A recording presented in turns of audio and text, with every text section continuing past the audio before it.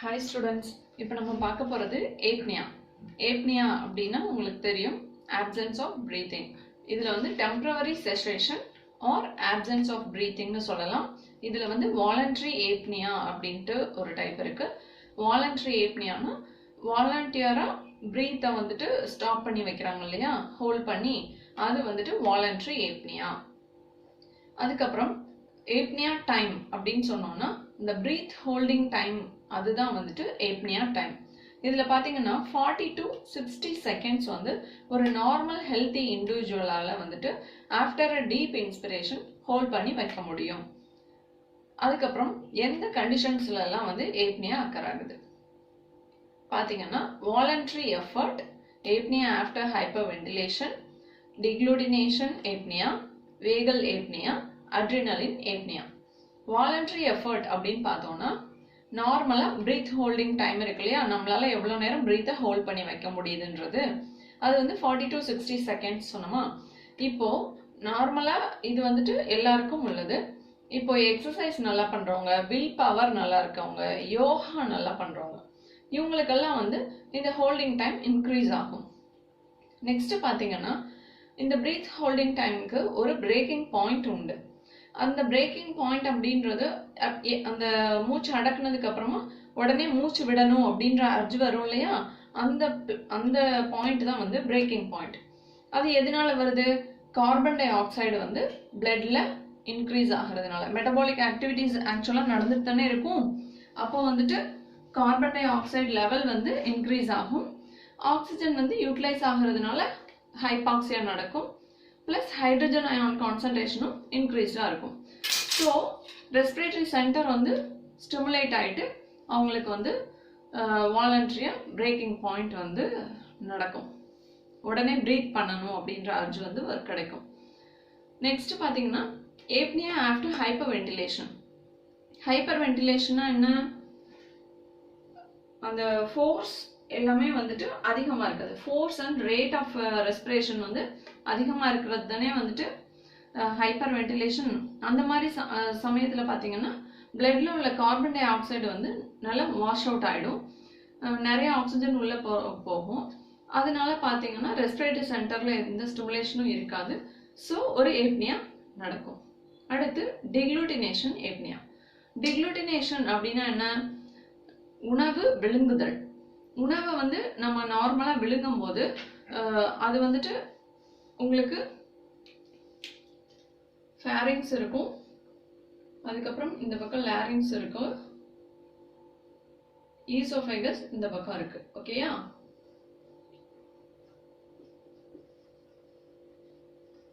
Fairings, இங்க வந்து larynx. இப்போ இந்த இடத்துல கிளாட்டஸ் இருக்கும். இது வந்து ஒரு சின்ன மூடி போல இருக்கும்.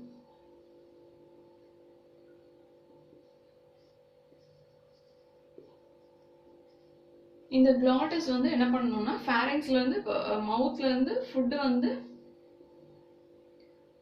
உள்ள என்டர் ஆயிட்டு ஃபேரிங்ஸ் வழியா போகும்போது நேரா ஈசோஃபேகஸ்க்கு போகணும். அப்படி இல்லாம லாரிங்ஸ்குள்ள என்டர் ஆயிடுச்சுன்னா சோக்கிங்னு சொல்லுவோம் இல்லையா, அந்த மாதிரி கண்டிஷன் வந்துடும். அது வராம இருக்கிறதுக்காக இந்த கிளாட்டஸ் வந்து ரிஃப்ளக்ஸ் மெக்கானிசம் மூலமா கிளாட்டஸ் க்ளோஸ் ஆயிடும்.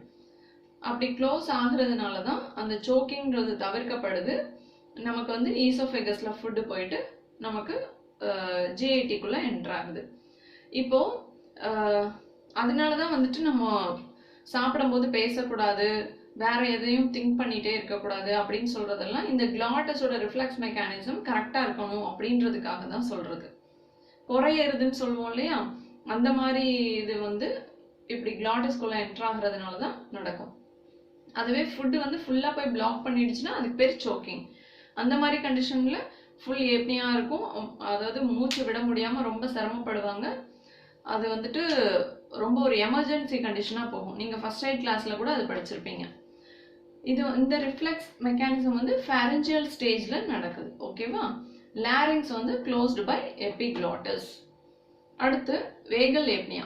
வேகல் ஏப்னியா அப்படின்னு பார்த்தோம்னா இது வந்து எக்ஸ்பெரிமெண்டல் அனிமல்ஸ்ல மட்டும்தான் செஞ்சிருக்காங்க. வேகஸ் நர்வை வந்து ஸ்டிமுலேட் பண்ணும்போது அது ரெஸ்பிரேட்டரி சென்டரை இன்ஹிபிட் பண்ணி அதனால அவங்களுக்கு வந்துட்டு ஏப்னியா இருக்கும்.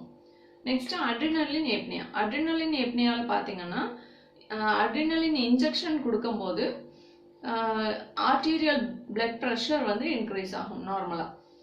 அப்படி இன்க்ரீஸ் ஆகும்போது சைமல்டேனியஸாக பேரோ ரிசெப்டார்ஸ் வந்து ஸ்டிமுலேட் ஆகும். பேரோ ரிசெப்டார் ஸ்டிமுலேட் ஆச்சுன்னா அது வந்துட்டு வேசோ மோட்டார் சென்டரையும் ரெஸ்பிரேட்டரி சென்டரையும் இன்ஹிபிட் பண்ணும். இப்போ இந்த வேசோ மோட்டார் சென்டர் இன்ஹிபிட் ஆகுறதுனால பிபி வந்து டிக்ரீஸ் ஆகும். ரெஸ்பிரேட்டரி சென்டர் வந்து ஸ்டிமுலேட் இன்ஹிபிட் ஆகுறதுனால ரெஸ்பிரேட்டரி ரேட் வந்து டிக்ரீஸ் ஆகும். ப்ளஸ் ஏப்னியாவும் வரும். ஓகேவா? நெக்ஸ்ட் இப்போ நம்ம பார்க்க போகிறது வந்து இப்போ கிளினிக்கல் கிளாசிஃபிகேஷன் பார்த்தோம்னா அப்ஸ்ட்ரக்டிவ், சென்ட்ரல், மிக்ஸ்டு அப்படின்னு 3 டைப் இருக்கு. அப்ஸ்ட்ரக்டிவ் அப்படின்னு எடுத்துக்கிட்டிங்கன்னா இது வந்து ரெஸ்பிரேட்டரி ட்ராக்ட்ல ஏதாவது அப்ஸ்ட்ரக்ஷன் இருந்ததுன்னா அதனால வர்றது அப்ஸ்ட்ரக்டிவ் ஏப்னியா. இதில் பார்த்தீங்கன்னா எக்ஸஸ் டிஷ்யூ அந்த ரீசன் என்னவா இருக்கும் அப்படின்னு பார்த்தீங்கன்னா எக்ஸஸ் டிஷ்யூ, டான்சில்ஸ், அடினாய்ட்ஸ் இது ஏதாவது போயிட்டு அந்த ரெஸ்பிரேட்டரி ட்ராக்ட் இருக்கு இல்லையா, அந்த ட்ராக்ட்ல ஏதாவது ஒரு இடத்துல இந்த மாதிரி அப்ஸ்ட்ரக்ட் பண்ணுறதுனால வர்றது அப்ஸ்ட்ரக்டிவ் ஏப்னியா. இது மெயினாக பார்த்தீங்கன்னா ஸ்லீப் ஏப்னியா அப்படின்ட்டு மெயினாக அப்ஸ்ட்ரக்டிவ்ல மெயின் டைப் பார்த்தீங்கன்னா ஸ்லீப் ஏப்னியா.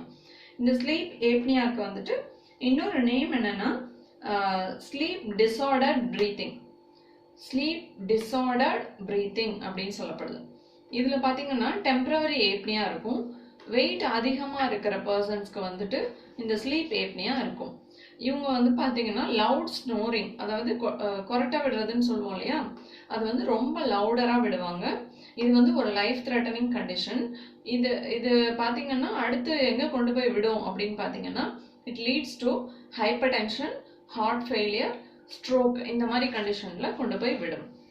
இப்போ மைல்டு ஸ்னோரிங் இருக்கலாம், அதில் வந்துட்டு ஏப்னியா இல்லாமல் கூட இருக்கலாம். அது வந்து ப்ராப்ளம் இல்லை. இந்த மாதிரி லவுட் ஸ்னோரிங் இருந்ததுன்னா அது வந்து கொஞ்சம் பெரிய ப்ராப்ளம். உடனே அதை வந்துட்டு சரி பண்ணுறதுக்கு என்ன பண்ணணும், வெயிட் லாஸ் பண்ணணும், அந்த வேற டான்சில்ஸ் வந்துட்டு இருந்துட்டு இருக்கு அதனால ஏப்னியா இருக்கா அப்படின்னா அதை சரி பண்ணணும். என்ன ரீசன் அப்படின்றத பார்த்துட்டு அதுக்கான ட்ரீட்மெண்ட்டை கொடுத்து அதை சரி பண்ணணும். நெக்ஸ்ட் பார்த்தீங்கன்னா சென்ட்ரல் ஏப்னியா. சென்ட்ரல் ஏப்னியா அப்படின்றதுல மெயினாக இன்வால்வ் ஆகுறது பிரெயின்.